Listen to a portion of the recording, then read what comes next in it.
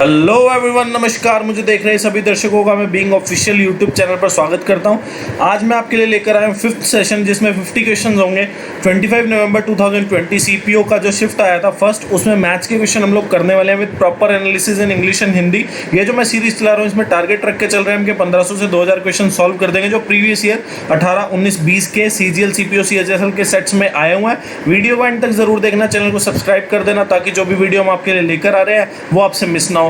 Daily practice session आपके लिए चलाए जा रहे हैं सीजीएल 2020 पे फोकस करके, जो कि क्वेश्चंस मैं आपके लिए लेकर आया हूँ based on latest TCS pattern पे सारे के सारे आपके लिए क्वेश्चन लेकर आ रहा हूँ, जो कि प्रीवियस ईयर क्वेश्चंस है। मैं प्रतीक सेठी, मेरा सीजीएल प्री 2019 में 50 आउट ऑफ 50 स्कोर था और मेंस में मेरा मैथ्स में 197.5 आउट ऑफ 200 स्कोर था। और इससे पहले मैं 4 सेशन कंडक्ट कर चुका हूँ। अभी आपको आई बटन पर वो क्लास दिख जाएगी और उसमें 23, 24 नवंबर की दोनों शिफ्ट मैथ्स की मैं डिस्कस कर चुका हूँ। आज मैं 25 नवंबर शिफ्ट 1 मैथ्स क्वेश्चन 50 डिस्कस करने वाला हूँ, तो वीडियो को अंत तक ज़रूर देखना। और इससे पहले मैं आपको बता दूँ कि मैं चैप्टर्स भी कुछ करा चुका हूँ। Time and work, pipe and cistern, work and wages, ratio and proportion, age, mixture and alligation, time, speed and distance, train, boat and stream. तो ये सारी चीज़ें मैं आपसे पहले करा भी चुका हूँ। परसेंटेज का एक चैप्टर हो चुका है, तो अगर किसी को गो थ्रू होना है सिलेबस से या चैप्टर्स किसी ने करने हो, तो यहाँ पे बहुत अच्छे तरीके से आपको कराए हुए हैं, जिसमें आपको 100% content CGL, CPO, CHSL, MTS, steno, constable, GD के हिसाब से कराया हुआ है, और जिसमें प्रीवियस ईयर क्वेश्चन सारे के सारे रखे गए हैं और आने वाले टाइम में जो इंपॉर्टेंट क्वेश्चन साबित हो सकते हैं वो सारे क्वेश्चन आपको कराए गए हैं। और ये जो सेशन है आज का, ये लगभग सेशन 1 से मैच होगा। जल्दी वीडियो को ख़त्म कर देंगे। 4-5 अलग अलग चीज़ें हैं वो सीखनी है बस, उसके बाद ये सेशन आपके लिए ख़त्म है। ट्राई करेंगे कि 1 घंटे से पहले निपट जाए। ये हमारी वेबसाइट है, यहाँ पे आप लोग विजिट कर सकते हैं। सभी लिंक आपको हमारे वहाँ पर अवेलेबल हो जाएंगे। ये सारे लिंक जो भी दिए हैं ये सारे आपको डिस्क्रिप्शन में भी अवेलेबल हो जाएंगे, और जो चैप्टर मैं अभी तक करा चुका हूँ उनकी प्लेलिस्ट का लिंक भी आपको डिस्क्रिप्शन में मिल जाएगा। और टेलीग्राम पे जो मैं पढ़ाता हूँ यहाँ पे उसका नोट्स का PDF मैं वहाँ पर डाल देता हूँ। जो क्लास कंडक्ट करता हूँ उसका लिंक डाल देता हूँ। क्वेश्चन बैंक जो खुद से तैयार कर रहा हूँ वो डाल देता हूँ। और जो गवर्नमेंट की तरफ से नोटिफिकेशन आती है, चाहे वो वैकेंसी, जैसे अभी सीजीएल 19 का DEST data entry speed test और सीपीटी की डेट आई है। कांस्टेबल जीडी 2021 का वैकेंसी नोटिफिकेशन निकला है। रिक्रूटमेंट शुरू की है एसएससी ने कांस्टेबल जीडी के लिए। तो ये सारी इन्फॉर्मेशन मैं डालता रहता हूँ। फेसबुक पे हम लोग PDF नहीं डाल सकते, जैसे टेलीग्राम पर डाल देते हैं, तो कमीशन का डायरेक्ट लिंक डाल देता हूँ, जहाँ पे आप लोग सीधा कमीशन की वेबसाइट पर जाकर नोटिफिकेशन को पढ़ सकते हैं जो कमीशन की तरफ से आती है। और जो भी मैं चैप्टर कंप्लीट कराता हूँ या जो भी वीडियो कंप्लीट कराता हूँ, वहाँ पर भी मैं एक पोस्ट डाल देता हूँ ताकि वो आप तक पहुँच जाए। यूट्यूब का चैनल आप सब्सक्राइब कर दीजिए ताकि जो फ्री प्रैक्टिस सेशन मैं आपके लिए लेकर आया हूँ प्रीवियस ईयर क्वेश्चन का, वो सारा आप अवेल कर सकें। और फ्री मैथमेटिक कोर्स इसके बाद दोबारा शुरू हो जाएगा जैसे ही आपका सीजीएल प्री के एग्ज़ाम खत्म होते हैं। 23 अगस्त से 24 अगस्त है, 13 अगस्त से 24 अगस्त तक जो आपके एग्जाम है उसके जैसे ही खत्म हो जाएंगे, उसके बाद दोबारा हम चैप्टर्स शुरू कर देंगे। किसी को कोई इंक्वायरी हो तो हमारी ईमेल आईडी पर मेल कर देना। व्हाट्सएप की स्टोरी आप लोग देख सकें, इसलिए आप अपना नंबर व्हाट्सएप पे सेव करा लीजिए, ताकि जो भी क्लास में कंडक्ट करता हूँ उसका लिंक वगैरह डाल देता हूँ तो आप लोगों को वो मिल जाए। देखिए दोनों क्वेश्चन आए हुए हैं। किसमें? सेशन 1 में मैं आपको करा चुका हूँ। ये वाला जो क्वेश्चन है हू बहू मैं करा चुका हूँ। ये 2 से 3 सेशन में अभी तक हो चुका है, 4 सेशन में से, ठीक है। ये वाला क्वेश्चन भी सेशन 1 में आ चुका है। इसमें क्या था, इसमें आपको दिया है x⁴ प्लस 1/x⁴ कितनी 194। और पिछली बार क्या आया था, पूछा था आपसे x + 1/x की वैल्यू बताओ। तो पिछली बार हमारी x + 1/x की वैल्यू 4 आई थी। अभी 2 जोड़ना है इसमें, तो वैल्यू हमारी कितनी आ जाएगी, 6 आ जाएगी। कैसे हुआ था ये? हमने क्या किया, हमने यहाँ पे 2 जोड़ा, यहाँ पे 2 जोड़ा, तो यहाँ पे देखा हमने 14 का स्क्वायर बन गया, जो कि कितना होता है 196। यहाँ पे x² + 1/x² का 1/x² का होल स्क्वायर बन गया, यहाँ से ये चला गया। फिर आपने देखा x² + 1/x² की वैल्यू 14 लिखी है। अगर मैं 2 यहाँ पर जोड़ दूँ तो यहाँ पे कितना हो जाएगा 16, जो कि किसका स्क्वायर है, 4 का स्क्वायर है। और यहाँ पे लिखा हुआ है x + 1/x का होल स्क्वायर। तो आपने देखा कि स्क्वायर से स्क्वायर कट गया, x + 1/x की वैल्यू कितनी आ गई, आपके पास 4 आ गई। ये क्वेश्चन भी बिल्कुल सेम है, बट फ़र्क सिर्फ इतना है कि पिछली बार यहाँ पे डाटा कुछ और दिया था। यहाँ पे 10 था डाटा, यहाँ पे 30 था, और यहाँ पे 1400 करके कुछ था। तो देख लेते हैं। क्वेश्चन में बोला person was standing on a road. मान लीजिए एक रोड है, मॉल के पास एक रोड है, पर्सन उस पर खड़ा है, ठीक है। मान लीजिए मॉल होगा। He was away from the mall, मतलब वो 1215 मीटर अवे है मॉल से, मान लीजिए इतना अवे है। फिर बोला है able to see the top of the mall from the road in such a way that the top of the tree which is in between mall and him was exactly in line of sight with the top of the mall। मतलब जो line of site है किस किस के बीच में, person के बीच में और मॉल के बीच में, उसके बीच में, मतलब उसको जो ट्री का टॉप है उसको वो टच करता हुआ गुजरता है। ठीक है, क्वेश्चन में बोला हाइट ऑफ ट्री आपको दे दी, कितनी दे दी, 20 दे दी, और ट्री जो है 60 मीटर अवे है। ठीक है, 60 मीटर अवे है ट्री 60 मीटर अवे है और हाइट ऑफ ट्री आपको दे दी। देखो आप एक चीज़ देखें कि जो बंदा है वो मतलब जो ये एंगल ऑफ एलिवेशन जा रहा है कहाँ तक, मॉल के टॉप तक या ट्री के टॉप तक, वो एंगल ऑफ एलिवेशन कॉमन है, उसकी वैल्यू थीटा है, ग्राउंड के साथ एंगल थीटा बना रहा है।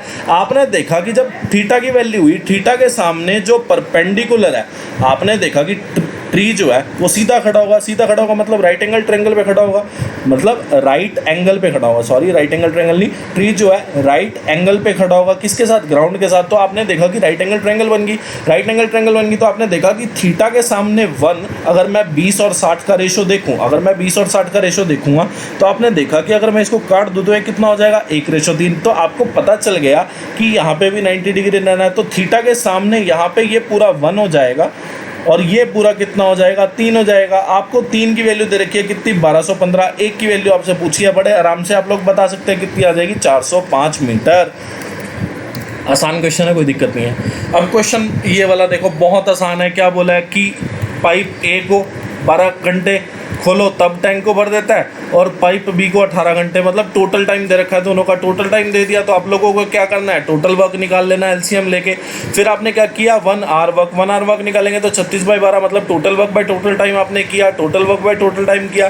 फिर अभी बोला कि दोनों को साथ में खोल दिया जाए तो कितना टाइम लगेगा एम्प्टी टैंक को भरने में। एम्प्टी टैंक है, भरना कितना है, 36, मतलब टोटल वर्क कितना, 36, और किसने भरना है, दोनों ने भरना है। तो आपने देखा कि ये लिखा हुआ है 36/5, 7 सही 1/5, जिसको हम बोलेंगे 7 घंटे, और 1/5 घंटे को आप लोग क्या बोलेंगे, 1/5 × 60 12 बोलेंगे। तो 7 घंटे 12 मिनट में टैंक भर जाएगा।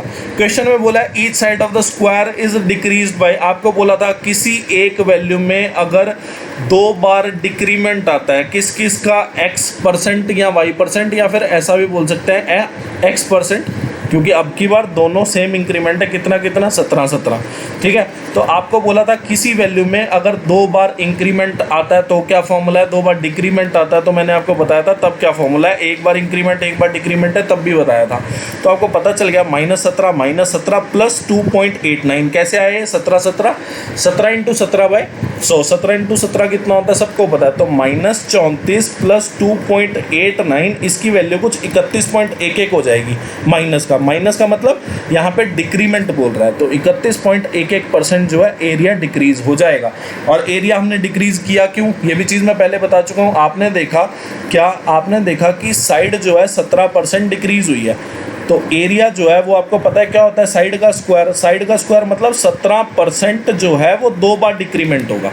ठीक है, ये भी सेम क्वेश्चन है। पिछली बार पूछा था बी कितने टाइम में काम कर लेगा, अब की बार पूछा है ए कितने टाइम में कर लेगा। आपने देखा कि A/B कितना दिया है, 2:1। फिर मैंने आपको बताया था कि जिसके दिन दिए हो, दिन किस किस के दे रखे, ए और बी साथ में मिलकर काम करे तो 13 दिन में काम खत्म कर देंगे।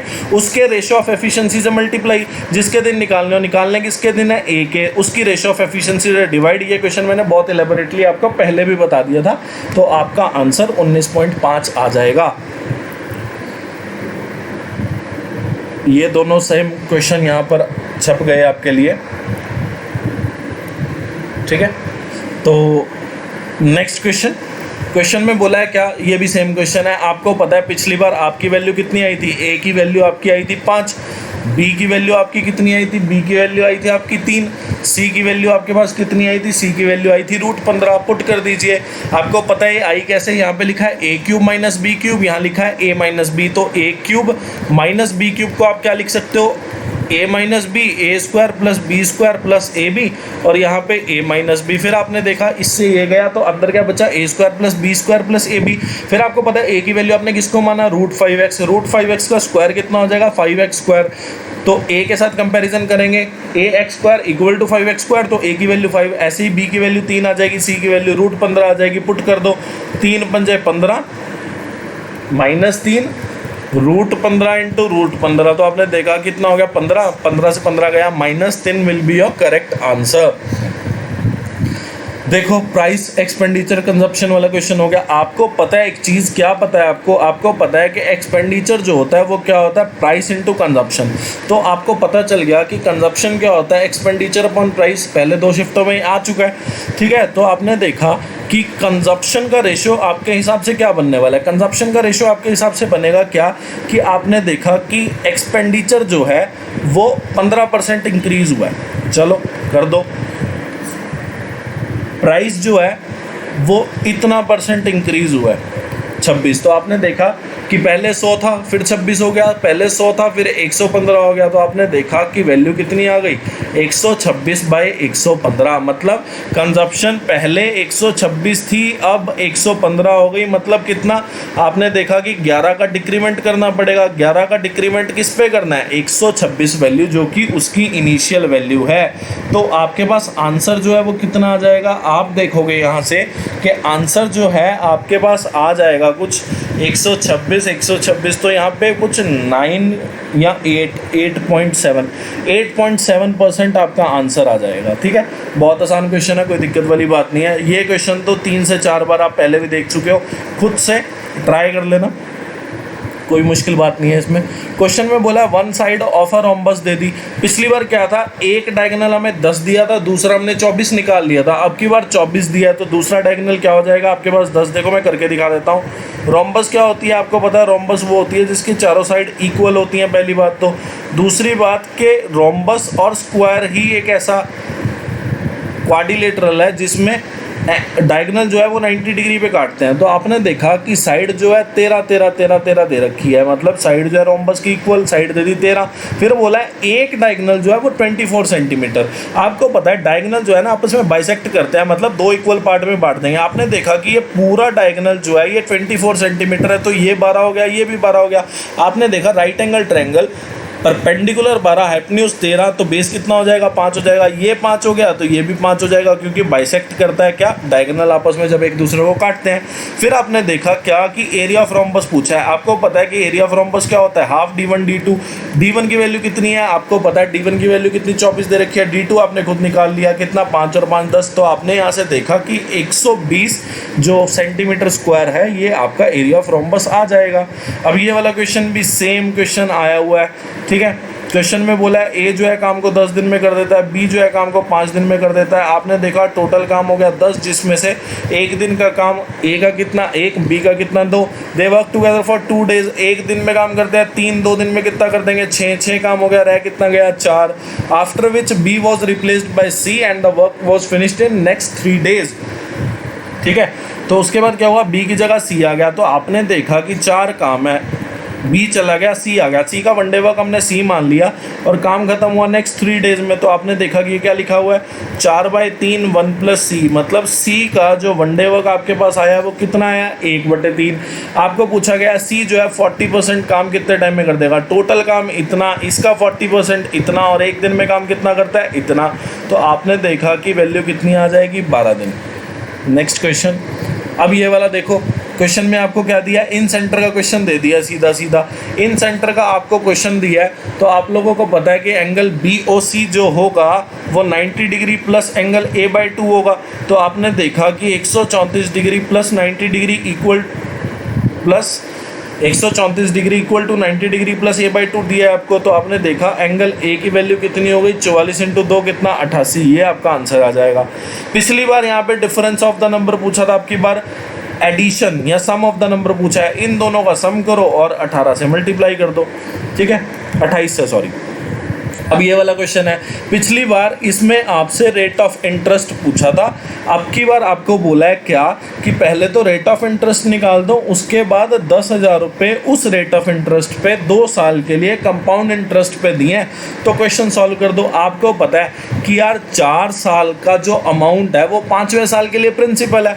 4 साल का जो अमाउंट है वो 5वें साल के लिए प्रिंसिपल है। तो आपने देखा कि 7562 प्रिंसिपल हो गया। तो आपने देखा कि 5वें साल का अगर मैं फॉर्मूला लगाऊं तो मैं मानूंगा प्रिंसिपल इतना 1 + rate/100, और 5वें साल मतलब एक ही साल है, 4 साल के बाद 5वां साल कितना डिफरेंस हुआ 1 साल। और आपने देखा कि अमाउंट कितनी हो गई, अमाउंट हो गई इतनी 69.22। फिर जब आप इसको सॉल्व करोगे जाके कहीं तो आपको यहाँ पे पता चलेगा कि इसका जो रेट ऑफ परसेंट आएगा आपके पास वो 12% आने वाला। हम पहले निकाल चुके हैं इसको। आप यहाँ से देखोगे लिखा हुआ है 8469.22 बाई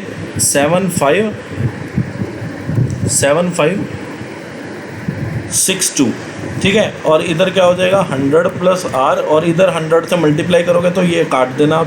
फिर आपने देखा कि इधर -100 हो गया, -100 होएगा तो 846922 माइनस 756200 आ जाएगा। नीचे कितना आ जाएगा 7562, ये आ गया आर। अब यहाँ से जब आप इसको काटोगे तो ये 12% आ जाएगा। रेट आ गया आपका 12%। रेट आपके पास 12% आ गया। आपको बोला है क्या कि कंपाउंड इंटरेस्ट बताओ, कंपाउंड इंटरेस्ट बताओ 10,000 रुपये पे। तो आपने देखा 10,000 पे कंपाउंड इंटरेस्ट बोला है, कितना रेट है 12%। तो आपने देखा 112/100, 112/100। तो फिर आपने देखा कि 112 इंटू 112 जो भी होगा वो आपका आंसर आ जाएगा। वो मैं चेक कर लेता हूँ, मेरे हिसाब से 2544 आ जाएगा, ठीक है। बहुत आसान क्वेश्चन है, कोई दिक्कत वाली बात नहीं है। नहीं है दिक्कत वाली बात। आपसे पूछा है क्या कि what will be the compound interest, ये तो आपका अमाउंट आएगा ना। तो आपने देखा कि principal into 1 plus rate by 100 into 1 plus rate by 100। तो आपने देखा 2 साल की बात होनी है, तो आपने यहाँ पे 1 प्लस फॉर्मूला लगाया तो आपको पता चल गया अमाउंट। अमाउंट कितना आ जाएगा, अमाउंट जब आप सॉल्व करेंगे तो आप देखेंगे कि आपके पास अमाउंट आ रहा है 112 इंटू 112, ठीक है। तो ये वैल्यू आपके पास कितनी आ जाएगी 12,544 रुपीज़, ठीक है। अब आपसे पूछा गया है भाई कंपाउंड इंटरेस्ट बताइए। कंपाउंड इंटरेस्ट आप बड़े आराम से बता देंगे। आपको पता है प्रिंसिपल था 10,000, अमाउंट जो आया वो कितना आया, अमाउंट जो आया वो आपके पास 12,544 आया। तो आपको पता है कि जब आपको कंपाउंड इंटरेस्ट निकालना है, जब आपको कंपाउंड इंटरेस्ट निकालना है तो अमाउंट माइनस प्रिंसिपल करना पड़ेगा। उसकी वैल्यू कितनी आ जाएगी 2544 रुपीज़। नेक्स्ट क्वेश्चन आपके सामने ये रहा। क्वेश्चन में क्या बोला है, क्वेश्चन में बोला था वो सिंप्लीफिकेशन का, पिछली बार भी कर चुके हैं, ट्राई कर लेना खुद से। A person sold an article at a loss of इतना, अगर वो इतने ज़्यादा में बेचता तो वो इतना लाभ कमा लेता। If the article is sold at इतना, how much profit percentage is gained, ठीक है। पहले तो हमने एक चीज़ देखी, क्या पहले तो हम क्या करते हैं इसका कॉस्ट प्राइस निकाल लेते हैं। मान लिया हमने कि कॉस्ट प्राइस जो है ना वो 100% है। हमने क्या किया कॉस्ट प्राइस मान लिया जो कि कितना है 100%। पहले दिया क्या कि यार जब आर्टिकल को 16% लॉस, 100% का 16% लॉस कितना हो गया 84%। तो आपने देखा कि यार 16% घाटे में बेचा, मतलब 84% पे जब बेचा और फिर जब 108% पे बेचा जो कि गेन करा गया आपको कितना, आपने देखा 100% क्या आ गया कॉस्ट प्राइस और 8% का गेन हो गया। तो आपको पता कि चल गया बाद में इस वाली लाइन से कि इस वाली लाइन से सेलिंग प्राइस जो है वो कितना है 108%। पहले कितना था सेलिंग प्राइस 84। अभी बोला है कि जो सेलिंग प्राइस का डिफरेंस है वो कितना है 660 मोर, मतलब पहले से बाद में 660 रुपये ज़्यादा में बेचा है। आपने देखा कि परसेंटेज के हिसाब से पहले और बाद में कितना फ़र्क है 24% का। 24% की वैल्यू कितनी आ गई 660 रुपये। तो 1% की वैल्यू आपके पास कितनी आ जाएगी, आपके पास 1% की वैल्यू जो है वो आ जाएगी डिवाइड बाय 24। तो आपके पास 1% की वैल्यू आ जाएगी कितनी 27.5। आप 100% की वैल्यू निकालोगे तो आपके पास कॉस्ट प्राइस आ गया। कॉस्ट प्राइस पता है, सेलिंग प्राइस पता है, सेलिंग प्राइस कितना है 3080। आपने देखा सेलिंग प्राइस पता, कॉस्ट प्राइस पता, तो प्रॉफिट निकाल लेंगे। प्रॉफिट कितना हो गया 330। प्रॉफिट आपके पास 330 आ चुका है। अब प्रॉफिट परसेंटेज निकालना कौन सी बड़ी बात रह गई। Profit by CP into 100। तो आपने यहाँ से एक चीज़ देखी, क्या आपने देखा कि 33 को जब मैं 275 से भाग दूंगा तो आपको पता चल जाएगा कि प्रॉफिट जो है वो 12% आ जाएगा, ठीक है। अब ये वाला क्वेश्चन भी पिछली बार आ चुका है, ठीक है। सेल्फ ट्राई कर लेना। इक्वेशन में चेंज था, यहाँ तक कोई चेंज नहीं था और यहाँ पे ए और बी था पहले और डाटा में थोड़ा चेंज था। तो आपके लिए प्रैक्टिस सेट है, आप लोग खुद से ट्राई करना इसको, क्योंकि खुद से भी आना चाहिए ना आपको। आपने देखा नंबर है डिविजिबल बाय 72। ये क्वेश्चन भी पिछली बार आ चुका है, पिछली बार यहाँ पे कुछ और था, अब की बार यहाँ पे कुछ और दिया है। ठीक है, 72 मतलब आपको पता है 9 और 8 का फैक्टर होना चाहिए। पहले तो हम 8 को ट्राई कर सकते हैं। 8 को जब हम ट्राई करेंगे तो आप देखोगे यहाँ पे कि y की वैल्यू यहाँ पे 4 आ जाएगी। क्यों? क्योंकि पता है कि 8 से अगर डिविजिबल होना तो लास्ट के 3 नंबर 8 से कटने चाहिए। अब आपको पता है लास्ट के 3 नंबर 780 से 789 हो सकता है, मतलब लास्ट का जो नंबर है वो 0 से लेकर 9 हो सकता है, मतलब लास्ट के 3 नंबर ये हो सकते हैं। फिर आपने एक चीज़ देखी कि इनके बीच में एक ही ऐसा नंबर है, कौन सा? 784, जो कि किस पे जाएगा? 8 पे। तो आपको पता चल गया y की वैल्यू कितनी हो गई? 4 हो गई। y की वैल्यू 4 हो गई तो आप यहाँ से देखेंगे कि y की वैल्यू अगर आपके पास 4 आ गई है तो x की वैल्यू कैसे आएगी? x की वैल्यू आपको पता है 3 और 6 का जोड़ 9, 5 और 4 का जोड़ 9, फिर 7, 8 और 8 कितना हो गया? 16, 7 और 7 कितना हो गया? 14, ये कितना हो गया? 30। अब 30 में x कितना जोड़ें कि जो नंबर है डिविजिबल बाय 9 होना चाहिए? तो आपको पता है 30 में आपको 6 जोड़ना पड़ेगा, तब जाके 36 बनेगा, जो कि 9 से कटता है। तो x की वैल्यू आपके पास कितनी आ गई? 6। इन दोनों का एडिशन पूछा है तो 6 और 4 कितना? 10 हो जाएगा। पिछली बार यहाँ पे cos theta plus tan theta था, अब की बार cos theta minus tan theta है। तो माइनस है तो पहले तो आपको ये पता लग गया कि ये वाले ऑप्शन तो गए, क्योंकि जो थीटा है वो 0 से 90 डिग्री के बीच में है। दूसरी बात आपको एक और चीज़ यहाँ पे पता करनी पड़ेगी, क्या कि जब हमने पिछली बार सॉल्व किया था तो हमने बताया था आपको कि ना तो 0 डिग्री पुट कर सकते हैं ना 90 डिग्री पुट कर सकते हैं। आप पुट क्या कर सकते हो? 30 डिग्री, 45 डिग्री और 60 डिग्री। और 0 और क्यों नहीं पुट कर सकते? क्योंकि 0 से 90 के बीच में है थीटा, 0 और 90 नहीं है। अगर यहाँ पे इक्वल टू का साइन होता ना तब यहाँ पे माना जाता कि 0 और 90 भी है, अभी तो है ही नहीं। तो आपने देखा 30, 45 और 60 पे आप इसको चेक कर सकते हो। आप चेक करोगे 60 पे तो आपकी वैल्यू आ जाएगी पूरी कितनी, कि 60 पे जब आप चेक करोगे तो आपकी वैल्यू आ जाएगी कि ये जो लेफ्ट हैंड साइड है जो कि कितना बन जाएगा 2, 3/4 माइनस 5/2। तो जब आप इसको सॉल्व करोगे तो ये कितना हो गया? -3/2 -5/2 मतलब -8/2 -4, 4 -4 कितना हो जाएगा? 0। फिर आप देखेंगे कि cos 60 डिग्री की वैल्यू कितनी? 1/2 और यहाँ पे √3, तो 1 - 2√3/√2 will be your correct answer. ठीक है, नेक्स्ट क्वेश्चन। अब ये वाला क्वेश्चन अलग है, देखो कैसे करेंगे हम लोग इसको। क्वेश्चन में दिया है x + y + z = 19, x² + y² + z² = 133।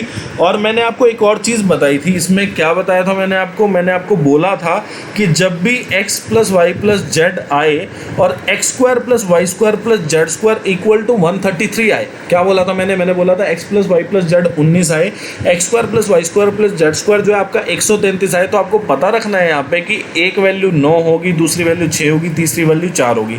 फिर आप इस पे ये चीज़ प्रूव भी कर सकते हो। कैसे? आपने देखा कि y आपने 6 माना, x और z आपने 9 और 4 मान लिया, तो 36 = 36 आपकी वैल्यू वेरीफाई करगी। एक तरीका तो ये है। दूसरा तरीका आपके पास क्या है कि आप लोग फॉर्मूला यूज़ करें।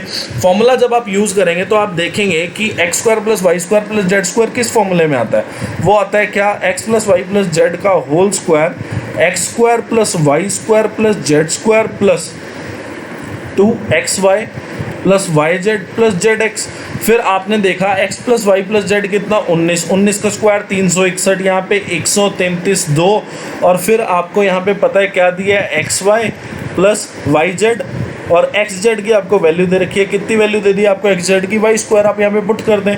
फिर आपने देखा 361 में से 133 जब गया तो यहाँ पे आया 8, यहाँ पे आया 2 और यहाँ पे आया 228। तो आपने देखा कि यहाँ पे 228 आ रहा है। ठीक है, एक साइड में चेक कर लेता हूँ। 361, 361 और 133, तो 11 में से 3 गए 8, इधर 5, 2 और यहाँ पे फिर हाँ सही है। ठीक है, तो 228 आ गया। 228 को बटे 2 करेंगे क्योंकि ये बटे में चला जाएगा, 114। और यहाँ पे क्या आ गया आपके पास आ गया x + z। अगर आप y को कॉमन लेते हो और फिर आपके पास आ जाएगा y²। अब आपको एक और चीज़ पता चल गई यहाँ पे कि x + z की तो वैल्यू आपको पता ही है। आपने देखा कि यार एक सेकेंड, हाँ एक और चीज़ हो सकती है यहाँ पे। देखो एक और चीज़ हो सकती है यहाँ पे। आप क्या कर सकते हो? आप यहाँ पर या तो एक चीज़ तो ये है कि x + z की वैल्यू आप क्या रखेंगे? x + z की वैल्यू आप 19 - y रख सकते हैं। एक तरीका तो ये है। फिर ये जो है क्वाड्रेटिक बन जाएगा। तो क्वाड्रेटिक में नहीं बनेगा। देखो हो जाएगा। 19 माइनस वाई वाई स्क्वायर 114। फिर आपने देखा 19y minus y square plus y square दे रखा है 114, तो वाई स्क्वायर से वाई स्क्वायर गया और y की वैल्यू कितनी आ गई 114 बाई 19 जो है इसको 6 पे काटेगा। अब y की वैल्यू आपके पास 6 आ चुकी है। y की वैल्यू जब आपके पास 6 आ चुकी है तो आपको यहाँ से एक चीज़ पता चल जानी चाहिए क्या, कि y की वैल्यू जब 6 आ गई आपके पास, ठीक है, तो आपको पता चल गया xz जो है वो कितना है 36 और x प्लस जेड जो है वो आपके पास कितना है 13, ठीक है। और फिर आप लोग क्या कर सकते हैं, देख सकते हैं यहाँ पे x square plus Z square आपके पास कितना बचेगा 133 माइनस 36, जो कि कितना हो जाएगा आपका लगभग ये हो जाएगा 97, ठीक है। अब 3 इक्वेशन है, 2 वेरिएबल हैं, बड़े आराम से निकालना, वैल्यू पुट करें। आप देखें कि x और z क्या क्या होता है, और x इंटू जेड 36 कैसे बनेगा, जब 9 को 4 से मैं बढ़ाऊंगा तो 9 को 4 से किया जब, तो 9 प्लस 4 13 और 9 स्क्वायर 81, 4 का स्क्वायर 16, जब दो जोड़ेंगे इसको कितना आ जाएगा 97। मतलब दोनों वैल्यू बाकी की कौन कौन सी है 9 और 7। x की वैल्यू कितनी आ गई, x की वैल्यू आपको 9 माननी पड़ेगी, z की वैल्यू आपको कितनी माननी पड़ेगी 4, तो 9 और 4 का डिफरेंस कितना आ जाएगा आपके पास 5 आ जाएगा। और कोई कहेगी सर x और z की आपने वैल्यू जो है ना वो क्या मानी है 9 और 4, तो मैं कैसे पता करूं कि x कौन सा और z कौन सा। तो भाई आप ये चीज़ देख लेना कि x जो है हमेशा ग्रेटर देन z और ग्रेटर देन 0 दिया हुआ है, मतलब x की वैल्यू जो है z से बड़ी होगी। तो आपने देखा कि x और z, पहली बात तो दोनों पॉजिटिव है क्योंकि 0 से बड़े हैं, फिर x की वैल्यू z से बड़ी है, तो आपने देखा y तो वैल्यू हो नहीं सकती, x की वैल्यू जो होगी वो 9 होगी। ये वाला क्वेश्चन भी आया था, पिछली बार यहाँ पे डिवाइड किया था 12 से, अब की बार डिवाइड किया हुआ है 10 से, रिमाइंडर पूछा है। पहली बात तो जो भी सियाना आदमी होगा वो क्या देखेगा कि यार इवन डिजिट और 5 जब मैं इन दोनों को ही बढ़ा दूंगा तो लास्ट में 0 आ जाएगा, और जब फिर मैं भाग दूंगा 10 से तो 0 से 0 कट जाएगा, तो ये तो पूरा डिविजिबल हो गया, पूरा डिविजिबल हो गया तो रिमाइंडर कुछ बना ही नहीं। टेक्निकली सोचेंगे ना, ठीक है। अब ये वाला क्वेश्चन, ये क्वेश्चन एज इट इज़ था बिल्कुल शिफ्ट में, कर लेते हैं कोई बात नहीं। क्वेश्चन में दिया है क्या कि ए जो है 16 घंटे में टैंक को फिल करता है, बी जो है 24 घंटे में करता है, और सी जो है खाली करता है कितने टाइम में 40 घंटे में, ठीक है। तो आपने देखा 16, 24 और 40 एलसीएम कितना आ जाएगा, एलसीएम जो है आपके पास आ जाना चाहिए 16 इंटू 3 48 15 240। अब आप इसको सॉल्व कर लें, 15 10 और यहाँ पे कितना आ गया आपके पास 6 आ गया, ठीक है। ऑल द 3 पाइप ओपन कर दिए और सी को 10 घंटे बाद क्लोज कर दिया। आपने देखा कि यार अगर 1 घंटे का काम देखूँ तीनों का, तो आपने देखा तीनों पाइप को साथ में खोला गया तो 1 घंटे में कितना काम करेंगे, 15 भरा जाएगा, 10 भरा जाएगा और 6 खाली कर दिया जाएगा, मतलब 25 भरा गया 6 खाली, तो भरा कितना गया 19। 1 घंटे में 19 भरा तो 10 घंटे में कितना भरा 190, मतलब भरना रह कितना गया 50 भरना रह गया। अब ये भरना किस किस को है, सी तो कर दिया बंद, सी तो कर दिया बंद, रह गया ए और बी। तो आपने देखा कि ये भरा जाएगा कितने टाइम में, 2 घंटे में भरा जाएगा, ठीक है। रिमेनिंग टैंक कितना टाइम में फिल हो जाएगा, तो आपको ये पता है कि रिमेनिंग टैंक आप जो है रिमेनिंग टैंक 2 घंटे में फिल कर लेंगे। पिछली बार यहाँ पे आपको पूछा था सम ऑफ द परसेंटेजेस, अब की बार डिफरेंस पूछा है, कर लेना, ठीक है। पिछली बार यहाँ पे माइनस था, अब की बार यहाँ पे प्लस है, और क्वेश्चन में आपको पता है कि tan स्क्वायर 33 डिग्री, मैंने पिछली बार बताया था क्या होगा, cot square 57, cosec square theta minus cot square theta कितना होता है 1, 4 आ गया यहाँ से, मतलब इस पूरे से कितना आएगा 1, 4 इंटू 1 कितना 4, यहाँ पे माइनस 0 हो जाएगा क्योंकि cos 90 कितना होता है 0। फिर आपको पता है tan square a plus tan square b, plus नहीं है मल्टीप्लाई में आया तो सॉरी, तो आपने देखा कि इसको मैं लिख सकता हूँ cot स्क्वायर 66, तो tan इक्वल टू cot नहीं होगा, मतलब आपको पता है यहाँ से क्या कि tan स्क्वायर 66 डिग्री आ गया, यहाँ पे cot स्क्वायर 66 डिग्री आ गया, तो cot स्क्वायर 66 डिग्री कितना होगा tan स्क्वायर 60 डिग्री का रिवर्स, मतलब 1/tan स्क्वायर 66 डिग्री। तो यहाँ से ये गया तो y वैल्यू आ गई, यहाँ पे y/2। तो आपने यहाँ से देखा कि यह कितना हो जाएगा, ये हो जाएगा -y/2 और ये कितना हो जाएगा 4, तो y की वैल्यू कितनी आ जाएगी आपके पास -8। आसान है, कोई दिक्कत नहीं है, ठीक है। अब ये वाला क्वेश्चन आ गया। पिछली बार जो था आपको नंबर पूछा था कि लीस्ट नंबर बताइए, अब की बार सम ऑफ डिजिट पूछ लिया उसका। तो जब हमने लीस्ट नंबर निकाला था तो उसकी वैल्यू जो आई थी वो आई थी 1089। फर्स्ट सेशन में क्वेश्चन हो चुका है, ठीक है। तो अब की बार सम ऑफ डिजिट पूछे हैं, तो सम ऑफ डिजिट जब निकालेंगे तो इन सबको जोड़ दो, कितना आ जाएगा? 18 आ जाएगा, ठीक है। सेम क्वेश्चन था उसमें भी। क्वेश्चन बोला इन ट्रायंगल एबीसी, आपने देखा ट्रायंगल एबीसी आपने ड्रॉ कर ली, ठीक है। फिर बोला है क्या कि बीडी जो है एसी पे परपेंडिकुलर है, कोई बात नहीं। फिर आपको पता है ई जो है पॉइंट है बीसी पे, सच दैट बीईए जो है एक्स डिग्री है। अच्छा, फिर बोला है ईएसी भी दिया है आपको, कितना दिया है? ईएसी 62 डिग्री, कोई बात नहीं। फिर ईबीडी दे दिया आपको, ई बी और डी, ये कितना दिया है? 60 डिग्री। आपसे पूछा क्या है? एक्स पूछा है। आपसे एक्स पूछा तो आप वैल्यू निकाल लेंगे बड़े आराम से। आपने देखा ये 90 तो ये भी 90, ये 62, ये 90, तो ये कितना हो जाएगा? 28 डिग्री। अगर ये 28 तो ये भी 28। 60 और 28 का जोड़ कितना हो गया आपके पास? 88। तो दो एंगल का जोड़ अगर 88 है तो तीसरा एंगल कौन सा हो जाएगा? 92 डिग्री। तो इसमें तो कुछ सोचने का था ही नहीं, आसान क्वेश्चन है। पिछली बार भी था, ये वाला क्वेश्चन भी था पिछली बार। यहाँ पे जस्ट आपको x + 20 डिग्री दिया हुआ था, डिग्री नहीं सॉरी परसेंट, x + 20% की वैल्यू 180 पे पूछी थी। SW है, कैलकुलेशन का क्वेश्चन है, आप लोग खुद से प्रैक्टिस करना, आपके लिए बहुत अच्छा रहेगा ये, ठीक है।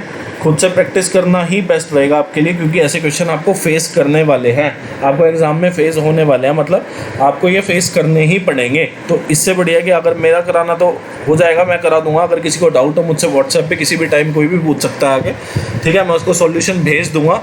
बट आपको खुद से ट्राई करना है, खुद से मस्ट ट्राई करना है आपको ये क्वेश्चन, तभी मैं आपके लिए छोड़ के जा रहा हूँ, ठीक है। कोई भी डाउट हो मुझसे किसी भी टाइम पूछ सकते हो आप, कोई दिक्कत नहीं है। क्वेश्चन में दिया है रेडियस ऑफ सिलेंडर, ये काट देना, 2 बार लिखा गया, ठीक है। तो रेडियस ऑफ सिलेंडर आपको दे दी 14 सेंटीमीटर। वॉल्यूम पिछली बार सरफेस एरिया दिया था, कर्ड सरफेस एरिया, वॉल्यूम पूछा था, अब की बार वॉल्यूम दे दिया, कर्ड सरफेस एरिया पूछा है। सॉल्व कर लेंगे, आपने देखा 22/7 इंटू 14 इंटू एच, और ये कितना होगा? 6160। आपने देखा ये इतना आ गया। फिर 44 आ गया। 44 को अगर मैं देखूं कि 44 इंटू 14 कितना हो जाएगा, तो आपको पता चलेगा यहाँ से कि 44 इंटू 14 जो है 616 ही हो जाएगा। ये तो कट ही गया, हाइट की वैल्यू 10 आ गई। कर्ड सरफेस एरिया पूछा है, किसका पूछा है आपसे? सिलेंडर का, तो 2πRH। आर की वैल्यू कितनी? 14, एच की वैल्यू कितनी? 10। तो आपने देखा ये कितना हो जाएगा? 22/7। तो 22 दूनी 44 दूनी 88, 880 will be your correct answer. Question बोला ए की सैलरी जो है बी की सैलरी से कितनी ज़्यादा है? 30%। तो आपने देखा कि बी की सैलरी 100 हो गई, तो ए की सैलरी आपके पास कितनी आ गई? 130 आ गई। अभी आपको बोला है क्या कि what percentage B salary is less than A की सैलरी, मतलब लेस देन पूछा है कितनी है। आपने देखा 3 लेस देन है, किसकी सैलरी पे? ए की सैलरी पे। तो आपने यहाँ से देख लिया कि 13 दूनी 26 और फिर 4 बचेगा, 13 3 39, मतलब 23.1% will be your correct answer. अब पिछली बार लेंथ ऑफ एक्स पूछा था, अब की बार आपसे लेंथ ऑफ वाई पूछा है। क्वेश्चन बहुत आसान है, आप लोग खुद से करना। सेशन 1 में ये भी क्वेश्चन हो चुका है, तो आप लोग खुद से ट्राई करना, और ट्राई करना कि अगर जो ट्रेन की 2 वीडियो मैंने डाली है ना, मतलब जो मैंने पढ़ाया है, ट्रेन 2 वीडियो में पढ़ाया है, वो एक बारी ना आप कर लेना, क्योंकि ट्रेन का कंसेप्ट इतना इंपॉर्टेंट है। सीपीओ की हर शिफ्ट में ट्रेन का क्वेश्चन आया है, मतलब टाइम स्पीड एंड डिस्टेंस से क्वेश्चन आए ना आए वो नहीं पता, बुट एंड स्ट्रीम से आए ना आए पता नहीं, पर ट्रेन से मस्ट क्वेश्चन आना है। तो आप लोग ट्राई करना, उसमें बेसिक से लेके एडवांस आपको सब कुछ कराया है। तो प्लीज़ अगर हो सके तो आप ज़रूर देखना उसे, ठीक है। आई बटन पे दिख जाएगी अभी आपको वो, ठीक है। ट्रेन एक्स जो है इतने में चल रही है, ट्रेन वाई जो है इतने में चल रही है, अपोजिट डायरेक्शन में चल रही है। आपको पता है अपोजिट में चल रही है, तो पहले तो स्पीड जो है रिलेटिव स्पीड ऐड हो गई।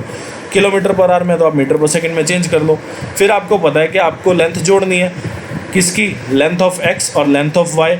और आपने देखा कि टाइम, ये क्या है? Speed distance upon time. Distance train के केस में क्या होता है? Length of train. तो आपको पता चल गया यहाँ से टाइम कितना 12, तो ये km/h में था, ये मीटर/सेकंड, तो आपने यहाँ पे इसको मीटर/सेकंड में चेंज कर लिया। अब आपको पता है क्या कि लेंथ ऑफ वाई जो है वो 2/3 है लेंथ ऑफ एक्स, ठीक है। तो आप जब इसको सारे को सॉल्व करोगे तो आपके पास लेंथ ऑफ x कुछ आ जाएगी, फिर आपसे पूछिए लेंथ ऑफ y, तो आप 2/3 कर देंगे, हो जाएगा क्वेश्चन सॉल्व। सारा तो मैंने ही कर दिया वैसे। अब ये वाला क्वेश्चन है, ये वाला क्वेश्चन सेम पिछली बार आया था, बस पिछली बार ये पूछा था कि अर्लियर कितना टाइम लग रहा था जाने में। अब की बार पूछा है आपसे कि एवरेज टाइम कितना लगेगा जाने में। सॉल्व कर लेते हैं। आपने देखा क्वेश्चन में बोला है कि ए जो है इतना टाइम लेता है बी से ज़्यादा जब उसको 40 किलोमीटर वॉक करना होता है। ए अपनी स्पीड को डबल कर देता है, तब वो ए से तब वो बी से 1 घंटा कम लेता है। What is the average time taken by A and B to walk a 40 kilometre distance, ये क्वेश्चन है।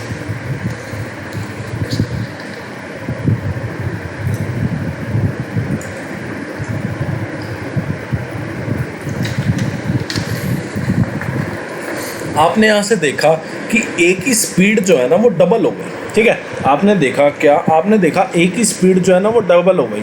तो आपने देखा कि ए की जो पहले स्पीड थी इनिशियली और फाइनली, उसका रेशियो क्या है 1:2। तो आपने देखा स्पीड जो होती है ना इन्वर्सली प्रोपोर्शनल टू टाइम होता है, तो टाइम का रेशियो कितना हो गया 2:1 हो गया। अभी आपने देखा कि मान लो पहले बी ना यहाँ पे ख़त्म कर रहा था, 40 किलोमीटर बी इतने टाइम में चलता था, ए कितने टाइम में चलता था, इससे 2.5 घंटे ज़्यादा में चलता था, ठीक है। अब क्या हुआ, अब जब स्पीड इंक्रीज़ कर दी तो 1 घंटा कम में चल रहा है। तो आपने देखा कि पहले का जो टाइम था और अभी का जो ए का टाइम है उसमें डिफरेंस कितना है, आपने देखा 3.5 घंटे का डिफरेंस है। आपने देखा रेशियो के हिसाब से पहले का जो टाइम था और अब का जो टाइम है उसमें कितने का फ़र्क है, 1 का। क्वेश्चन में दिया है 1 की वैल्यू कितनी 3.5 घंटे, रेशियो के हिसाब से कितना डिफरेंस 1, और क्वेश्चन के हिसाब से कितना डिफरेंस टाइमिंग का 3.5 घंटे। तो आपको पता चल गया यहाँ से कि 2 की वैल्यू कितनी आ गई। आपको पता चला कि इनिशियली 2 की वैल्यू अगर मैं निकाल लूँ कितना आ जाएगा 7 घंटे, ए को ट्रैवल करने में कितना टाइम लगता था 7 घंटे, और बी को कितना लगता था, बी को लगता था इससे 2.5 घंटे कम, ए जो है 2.5 घंटे ज़्यादा लेता था बी से, तो बी को कितना लगा 2.5 घंटे कम। आपने देखा 7 में से अगर मैं 2.5 घटा दूँ तो कितना रहेगा 4.5 घंटे। ए को तो टाइम लगेगा कितना 7 घंटे, बी को टाइम कितना लगेगा 4.5 घंटे। मैंने आपको बताया है। अभी आपको एवरेज टाइम टेकन पूछा है, पहली बार ही हुआ होगा ऐसा, एवरेज टाइम टेकन आया। एवरेज स्पीड का मैं आपको कॉन्सेप्ट बता चुका हूँ क्या, कि जब 2 स्पीड गिवन हो आप लोग डिस्टेंस और टाइम निकाल के फिर आप एवरेज स्पीड निकाल सकते हो। अब वही कंसेप्ट आप एवरेज टाइम टेकन पे भी यूज़ कर सकते हो। आपको पता है कि पहले टाइम कितना लग रहा था, पहले क्या ए को कितना टाइम लग रहा है 7 घंटे, बी को कितना टाइम लग रहा है 4.5 घंटे, जिसको मैं लिख सकता हूँ 9/2 घंटे। तो आपने देखा कि जब टाइम हमने ऐसे लिख लिया, पहले क्या करते थे एवरेज स्पीड की बारी हम स्पीड लिखते थे, 2 स्पीड गिवन होती थी, डिस्टेंस और टाइम निकाल लेते थे। अब की बार 2 टाइम गिवन है, आप लोग डिस्टेंस और स्पीड निकाल सकते हो। कैसे निकालेंगे, टाइम का आप लोग एलसीएम ले लें। टाइम का एलसीएम लिया, आपने देखा 7 और 9 का एलसीएम कितना 63, 1 और 2 का एचसीएफ कितना आएगा 1, वो आपको पता ही है। ये कितना आ गया आपके पास, डिस्टेंस आ गया, ये डिस्टेंस आ गया। अब स्पीड निकाल लो, स्पीड कितनी होगी डिस्टेंस अपॉन टाइम कितना 9, स्पीड कितनी होगी डिस्टेंस अपॉन टाइम, यहाँ से 14 आ गया आपके पास। ये कितनी आ गई स्पीड ऑफ ए और स्पीड ऑफ बी। अब आपसे पूछा है average time taken. Average time taken अगर आपको निकालना है तो आपको पता होना चाहिए क्या, कि टाइम क्या होता है distance upon speed, total distance travel. आपने देखा कि ए ने किया ट्रैवल 63, सेम बी ने किया, तो आपने देखा कि 63 जो ट्रैवल हुआ है वो 2 बार ट्रैवल हुआ है, एक बार ए ने किया एक बार बी ने किया, और ए की स्पीड इतनी बी की स्पीड इतनी, तो दोनों की स्पीड जोड़ दो, तो 63 × 2 /23 आ गया, 63 × 2/23 आ गया। तो जब आप इसको सॉल्व करेंगे तो ये ऑलमोस्ट 69, और ये 3 से कम है और कट भी नहीं रहा है तो एग्जैक्ट। तो 1 सेकंड मैं इसकी वैल्यू चेक कर लूँ। 9 7 जा 63,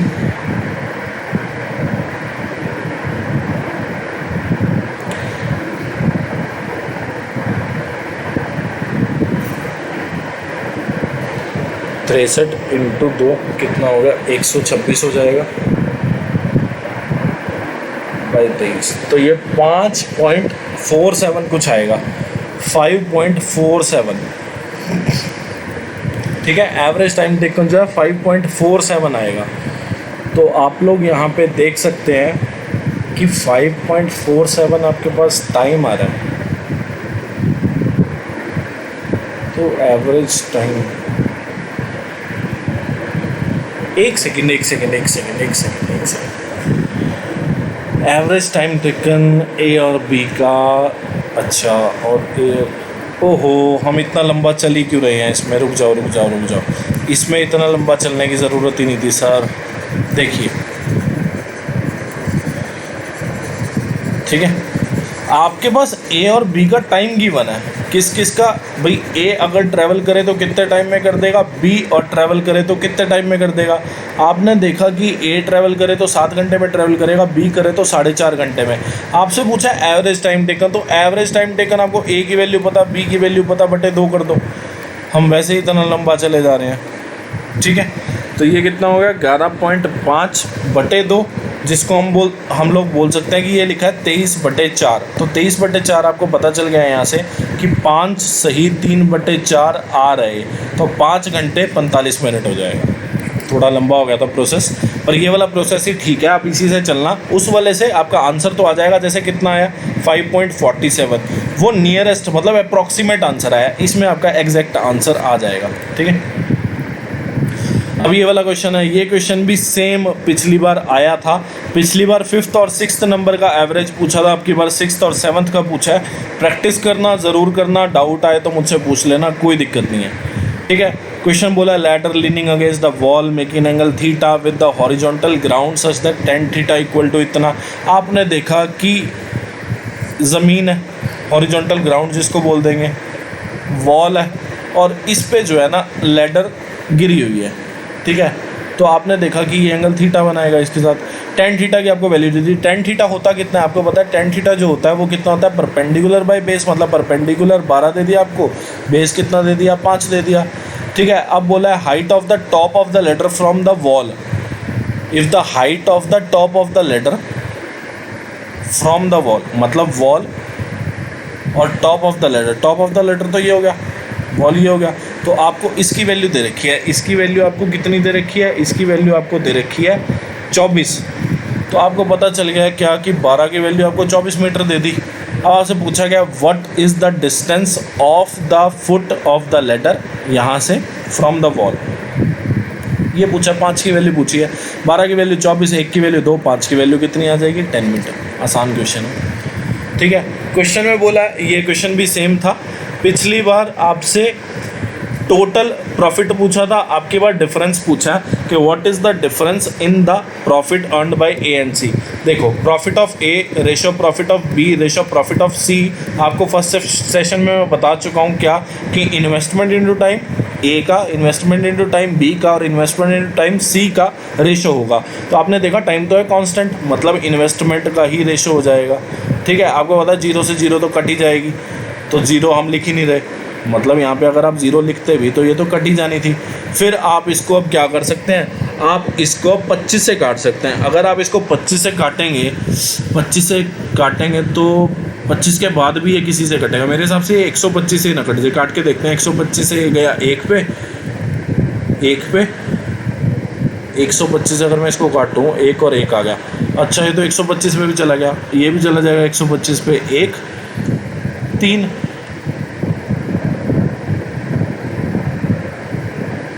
गया, यहाँ पे 15 आ जाएगा, ठीक है। तो आपको पता है क्या कि प्रॉफिट ऑफ बी का रेशो कितना है, 13 की वैल्यू दे रखी है 52, 13 की वैल्यू 5200 आ गई, तो 1 की वैल्यू कितनी 400 आ जाएगी। डिफरेंस पूछा है किस किस का, profit of A profit of C का कितना है, 15 में से 11 गए 4, 4 की वैल्यू कितनी हो जाएगी 1600। आसान क्वेश्चन, ठीक है। अगला क्वेश्चन, ये क्वेश्चन भी मैं करा चुका हूँ। पिछली बार क्या था, पिछली बार आपसे पूछा था, देखो क्वेश्चन ये है क्या कि साइड ऑफ ट्रायंगल जो है, मतलब ये ट्रायंगल है, ठीक है, इसकी जो साइड है वो आपको दे रखी है क्या, 24, 26 और 10। आप लोग समझ गए कि ये ट्रिपलेट लिखा हुआ है। ट्रिपलेट लिखा हुआ तो सबसे बड़ी साइड जो होगी हाइपोटेन्यूज होगी थी, बाकी दोनों में आप कुछ भी रख दो, 10, 24 कहीं भी रख दो। फिर आपको पता है क्या कि हर वर्टेक्स से 4.2 का सर्कल खींचा गया है, हर वर्टेक्स से 4.2 रेडियस का सर्कल खींचा गया है। तो आपने देखा कि तीनों वर्टेक्स से इतना, ठीक है, मतलब इसकी वैल्यू जो है और इसकी वैल्यू जो है और इसकी वैल्यू जो है और ये जो है, ये सारा कुछ रेडियस है जिसकी वैल्यू कितनी है 4.2 सेंटीमीटर।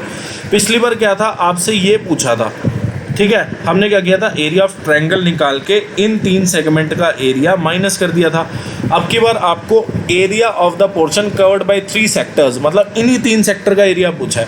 ठीक है, तो आपको पता है एरिया ऑफ सेक्टर आप लोग कैसे निकालोगे, आपको पता है एरिया ऑफ सेक्टर क्या होता है, पाई आर स्क्वायर बाय 360 डिग्री θ1 + θ2 + θ3। मतलब ये जो एंगल है इसको θ1, ये जो एंगल है θ2 और इसको एंगल को θ3 आपको मानना पड़ेगा। ठीक है, तो आपने देखा कि ट्रायंगल के तीनों एंगल का जोड़ कितना होता है, 180 डिग्री। ये गया 2 पे, मतलब जो ये सेक्टर का एरिया है वो आधे सर्कल का एरिया है, मतलब पाई आर स्क्वायर बाई 2। सॉल्व कर लेंगे, 22/7, आर की वैल्यू 4.2 4.2 और फिर बटे 2 भी आए, तो ये 2.1 और 0.3 पे चला गया। और फिर 12 इंटू 0.3 कितना, 6.6 इंटू 4.2 कितना हो जाएगा, 27.72 will be your correct answer. ये क्वेश्चन भी पिछली बार हुआ था, पैरामीटर पूछा है। आप लोग क्या करेंगे, मैंने पिछली बार ही बता दिया था, इनका जोड़ करके बटे 2 कर दो, नहीं इंटू 2 कर दो, सॉरी, इनका जोड़ करके इंटू 2 कर दो। आपने देखा इन दोनों का जोड़ कितना आ गया, 5.3। इन दोनों का जोड़ जब आपने किया 5.3 और 3 जोड़ा 8.3, 8.3 का जो दुगना कितना होगा, 16.6। पिछली बार भी ये क्वेश्चन हो चुका है, मैंने आपको बताया था कि इन 3 साइड्स को जोड़ के इनका 2 गुना कर दो, आपका पैरामीटर आ जाएगा किसका, ट्रायंगल ABC का। क्वेश्चन बोला पर्सन इन्वेस्टेड इतना सिंपल इंटरेस्ट पे 7 साल के लिए और अमाउंट हो गया इतना, अमाउंट प्रिंसिपल है इतना, अमाउंट है इतना, तो आपको पता चल गया कि सिंपल इंटरेस्ट कितना होगा, अमाउंट माइनस प्रिंसिपल, जिसकी वैल्यू कितनी आ जाएगी, 1400।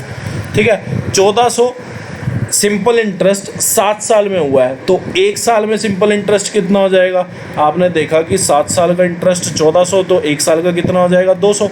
1 साल में 200 इंटरेस्ट मिल रहा है, प्रिंसिपल कितना 2000 था। तो आपको क्या बताना है, रेट प्रतिशत। रेट प्रतिशत कैसे बनाएंगे, interest by principal into 100%। Solve कर लेना, 10%। या फिर कोई कहे सर ये कैसे कर दिया, तो आप भाई फॉर्मूला से कर लेना, ऐसी कोई बात नहीं है कि आपको फॉर्मूले से समझना आएगा। ठीक है, यहाँ पे कितना आएगा, सिंपल इंटरेस्ट 1400 है, कितने साल का है, 7 साल का, प्रिंसिपल कितना 2000। तो जब आप यहाँ से भी निकालोगे तो रेट जो है 10% ही आना है आपका। ये वाला क्वेश्चन बिल्कुल सिमिलर है, पिछली बार यहाँ पे 3 था, अब की बार यहाँ पे 1 है। ठीक है, तो आप लोग इसको सॉल्व कर लेना, प्रैक्टिस कर लेना, आपके लिए ही ज़रूरी है ये चीज़ और आपको करनी ही है। डाउट आए मुझसे पूछ लेना। ये तो हर शिफ्ट में आ रहा है, इसने तो कसम खा लिया कि मैं हर शिफ्ट में पूछा जाऊंगा।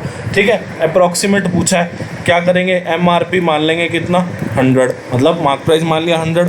पहली बार 12% का डिस्काउंट, मतलब 12% छोड़ दिया, तो आपने देखा 88% पे बेचा होगा, दूसरी बार 87 पे, तीसरी बार 89 पे। तो इन तीनों का मल्टीप्लिकेशन जब आप करोगे, तो आप पाओगे कि यहाँ पे जो आपका आएगा वो कितना आ जाएगा, यहाँ पे आपके पास जो आएगा वो आ जाएगा अप्रॉक्सीमेटली कुछ 68 पॉइंट कुछ, 68.2 वगैरह कुछ। तो आप देखेंगे यहाँ से कि 68% जो है, मतलब 68 जो है वो आपके पास क्या आ गया, सेलिंग प्राइस आ गया। 68 सेलिंग प्राइस आ गया, तो आपने देखा मार्क प्राइस था 100, तो डिस्काउंट कितने का मिला, 32 का, कितने रुपए पे, 100 पे, इंटू 100%। या फिर कोई निकालना चाहे तो आप लोग कर सकते हैं, कैसे, 12%, 13%, 11% सक्सेसिव डिस्काउंट का सबका फॉर्मूला पता है क्या होता है, x + y minus XY by 100, 12 + 13 minus 12 into 13 by 100। फिर यहाँ से जो सॉल्व करके आएगा इसको आप 11 से सॉल्व करेंगे, इसी फॉर्मूला से आपका आंसर आ जाएगा। ये वाला क्वेश्चन दिया है, अब की बार क्वेश्चन तो बिल्कुल सिमिलर है। ठीक है, सेशन 1 में भी था और पिछले सेशन में भी शायद ये क्वेश्चन हुआ है। ठीक है, सॉल्व कर लेना, ट्राई कर लेना। पैरामीटर ऑफ स्क्वायर जो है वो हाफ है, पिछली बार था कि इक्वल टू में था, आपकी बार हाफ है। चलो देख लेते हैं, मैं ही करा देता हूँ। पैरामीटर ऑफ स्क्वायर जो है वो आधा है, किसका, पैरामीटर ऑफ रेक्टेंगल का। तो आपने देखा कि पैरामीटर ऑफ स्क्वायर कितना है, 40, तो पैरामीटर ऑफ रेक्टेंगल कितना हो जाएगा, 80 मीटर, क्योंकि 80 मीटर का आधा है 40। फिर आपको पता है क्या, ब्रेड्थ जो है वो 2/3 ऑफ लेंथ है, मतलब ब्रेड्थ जो है वो 2/3 ऑफ L है। आपको पता है पैरामीटर का फॉर्मूला क्या होता है, 2L + B। L ये, B कितना, इतना। फिर आपने देखा ये कितना लिखा है, 5/3 इंटू 10/3 10/3 L, तो आपने देखा कि लेंथ की वैल्यू तो आपके पास आई 24। ठीक है, ब्रेड्थ कितनी आएगी, आप देखेंगे ब्रेड्थ कितनी आ जाएगी 2/3 × 24, जिसको आप लोग बोलेंगे 16। एरिया पूछा है, एरिया कितना हो जाएगा 24 × 16, एरिया हो जाएगा 24 × 16, 24 × 16 कितना होगा 384 मीटर स्क्वायर। ये आपका आंसर आ जाएगा। अब DI कर लेते हैं, बहुत आसान है। उस वाले सेशन में भी सेम DI आई थी सेशन 1 में, अब की बार भी सेम है, देख लेते हैं। क्वेश्चन बोला नंबर ऑफ स्टूडेंट जिसकी हाइट 165 से 70 के बीच में है इज़ व्हाट % लेस देन जिसकी हाइट 150 से 155 के बीच में है। ठीक है, इससे कितनी कम है? तो आपने देखा एक कम है, पूछी किस पे 105, 150 और 55 में पूछी है, तो आपने 150 और 55 का डाटा नीचे लिख दिया। अब ये लिखा हुआ है कुछ 100/15 कितना हो जाएगा, सॉल्व कर लेते हैं। ये 3 आ गया, ये 20 आ गया, तो 6.67 को आप 6.7 भी बोल सकते हैं, आंसर आ जाएगा। अगली बार बोला what is the percentage of student whose height is between 165 से 175 तक। तो आपने देखा 165 से 175 तक कितना हो गया, 24 और 12 कितना 14 और 12 कितना 26, और परसेंटेज पूछा है इसके स्टूडेंट का, तो टोटल नंबर ऑफ स्टूडेंट पता होना चाहिए। टोटल नंबर ऑफ स्टूडेंट कितना 28, 38 और 12 50 70, 26 की वैल्यू 70 में पूछी है, कितना परसेंटेज हो जाएगा। तो आप लोग यहाँ से देख सकते हैं कि 26 का जब मैं डिवाइड करूँगा 7 से, तो कुछ ये 3 पे जाएगा पहले तो आप देखेंगे 3.71 37 पॉइंट कुछ आ जाएगा। ठीक है, इतना परसेंट जो होंगे 37.1% जो बच्चे होंगे वो इस हाइट के बीच में होंगे। नेक्स्ट क्वेश्चन में बोला नंबर ऑफ स्टूडेंट जिसका वजन 55 किलो से कम है is what % less than number of student जिनका 55 और 65 के बीच में है। आपने देखा पहली बात तो 55 से कम किनका है, 55 से कम इनका और इनका, तो 50 95 55 से कम का, और 55 से 65 के बीच में कितना 100 पूछा है, कितना कम है, तो 5% कम है, 5/100 × 100। अगला क्वेश्चन बोला percentage point shift result in the annual additional sales of इतना। आपको बोला है परसेंटेज का सेल, तो परसेंटेज पॉइंट मतलब 1%, परसेंटेज पॉइंट शिफ्ट हुआ है मतलब 1% जो शिफ्ट हुआ है वो कॉज क्या करता है, 5000 का कॉज करता है। ठीक है, तो आपसे पूछा है कि क्या फ़र्क पड़ा है एनुअल कंबाइंड सेल स्ट्रॉबेरी और बटर स्कॉच की 2005 से 2015। पहले तो आपने देखा कि बटर स्कॉच की सेल पहले कितनी थी 10.8, अब कितनी हो गई 16.6, तो कितने का इंक्रीमेंट हो गया, आपने देखा 5.8% का इंक्रीमेंट हो गया। ठीक है, फिर आपने देखा कि स्ट्रॉबेरी की जो सेल थी, स्ट्रॉबेरी है कौन सा ये, इसमें पहले 18.9 था, अब की बार कितना 20.5 हो गया, तो कितने का इंक्रीमेंट हुआ 1.6% का।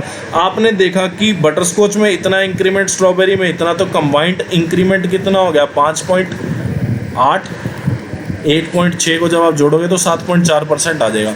1% की वैल्यू आपको दे रखी है तो 7.4% की आप निकाल सकते हो बड़े आराम से, कितना हो जाएगा 7.4 × 5000, जिसकी वैल्यू आ जाएगी 37,000 कुछ। ठीक है, क्वेश्चन बोला इफ नहीं इन 2005, ये 2005 का डाटा दिया है, 40% of other category is mixed fruit flavour, और 1570 पीपल जो है सर्वेड किए गए preferred mixed fruit flavour, then how many people were surveyed. देखो पहली बात तो आपने देखा मिक्स फ्रूट फ्लेवर है कौन सा, आपने देखा अदर कैटेगरी का मिक्स फ्रूट, अदर कौन सा ये, इस कैटेगरी का मिक्स फ्रूट फ्लेवर जो है वो 40% है, मतलब 15.7 का जो 40% है, ठीक है, उसकी वैल्यू आपको कितनी दे रखी है 1570, मतलब इतने लोग सर्वे किए गए जो कि इतने को पसंद करते हैं। ठीक है, तो अभी पूछा है आपसे कि कितने पीपल सर्वे किए गए, then how many people were surveyed. ठीक है, तो आपको पता है जो सर्वेड किए गए होंगे ना बंदे वो 100% होंगे, आपको इतने % की वैल्यू दे रखी है, आप लोग 100% की वैल्यू निकाल सकते हैं बड़े आराम से। देखो कैसे हो, आपने देखा कि पहले तो मैं इसको अगर काटूं तो आपको पता चल जाएगा यहाँ से कि यहाँ से तो आ रहा है 100, फिर 1% की वैल्यू कितनी आ गई 100, इंटू 100 बाई 40, ठीक है। तो आपको यहाँ से पता चल गया कि, एक सेकेंड देखते हैं कैसे होगा ये, होगा तो ऐसे ही वैसे।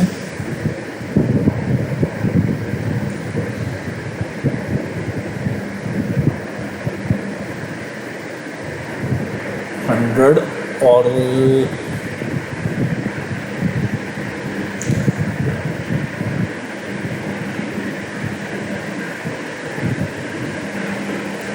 तो आपने देखा 40% इसका और इसकी वैल्यू इतनी दे दी है, 40% की इतनी और 15.7 का अदर, मतलब अदर कैटेगरी का 40%, तो अदर कैटेगरी होगी 15.7%, इसका 40% 2/5, इसकी वैल्यू है 1570। मतलब 1570 ने जो है ना मिक्स फ्रूट फ्लेवर ट्राई किया।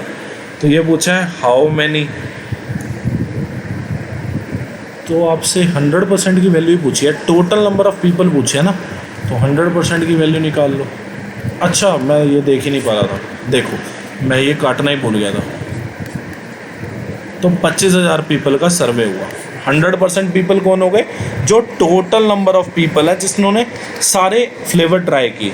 मतलब 100% पीपल कौन से हो गए, ये सारा पाई चार्ट हो गया जिसने फ्लेवर जो है ट्राई किए। क्वेश्चन बोला इन 2015 टोटल सेल जो है चॉकलेट फ्लेवर की 3300 रुपये थी। अब टोटल सेल वनीला फ्लेवर की पूछिए कितनी है। पहली बात तो 2015 है, डाटा भी 2015 का है। चॉकलेट फ्लेवर है कौन सा, ये वाला। इसमें जो है आपको जो सेल दी है वो 3300 रुपये की है।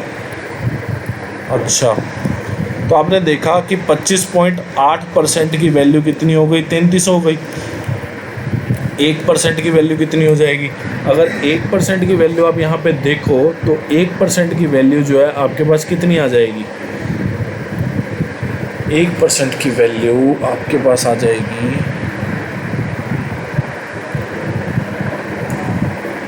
25.8, 3300। डाटा में गड़बड़ है, मैं वही देख रहा था यहाँ पे ना, चेंज करके 5160। पिछली बार क्या हुआ था, पिछली बार जब सेशन 1 में मैंने आपको ये कराया उसमें क्या था, वनीला का फ्लेवर का सेल दे दिया था कितना, 3300, और आपको बोला चॉकलेट फ्लेवर का सेल बताइए, जो कि आया था आपका इतना। अब की बार आपको चॉकलेट फ्लेवर का सेल दे दिया, वनीला का पूछा है जो कि 3300 आएगा। कैसे, आपने देखा इक्वेशन में गड़बड़ थी। चॉकलेट फ्लेवर का आपको सेल दिया है, चॉकलेट फ्लेवर का सेल आपको कितना दिया है, आपको चॉकलेट फ्लेवर का सेल दिया है कि 5160। 25.8% की वैल्यू 5160, एक की वैल्यू कितनी हो गई 200, 1% की वैल्यू 200 हो गई। तो आपसे पूछा वनीला की सेल कितनी है, तो वनीला फ्लेवर की सेल थी 16.6।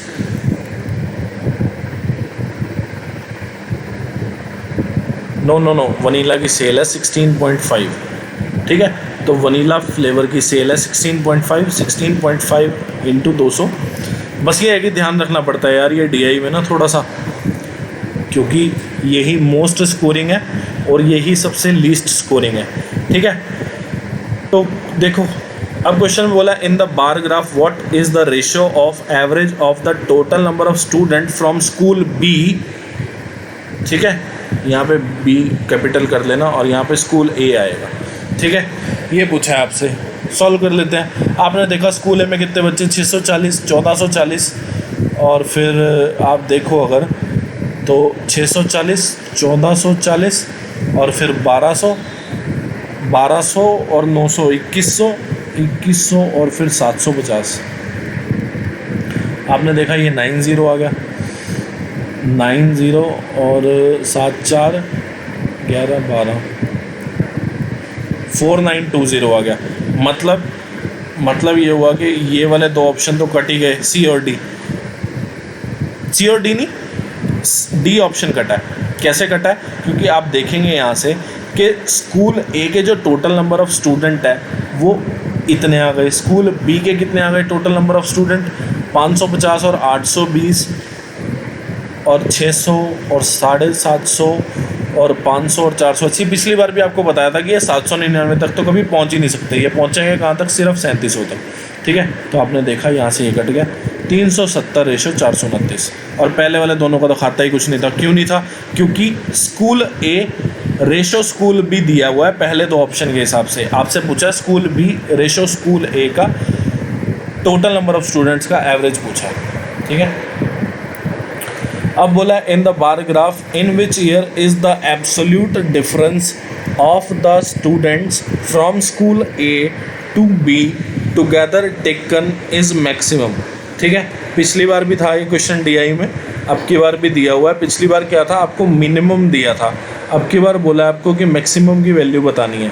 चलो निकाल लेते हैं, आप यहाँ से सॉल्व करके देख लो। आपने देखा कि एब्सोल्यूट डिफरेंस देखा आपने, तो एब्सोल्यूट डिफरेंस मतलब दोनों का डिफरेंस स्कूल ए स्कूल बी के बच्चों में मैक्सिमम कहाँ है। आपने देखा कि इन दोनों का डिफरेंस कितना 90, इन दोनों का डिफरेंस 20, इन दोनों का डिफरेंस 100, 50, 400, ठीक है।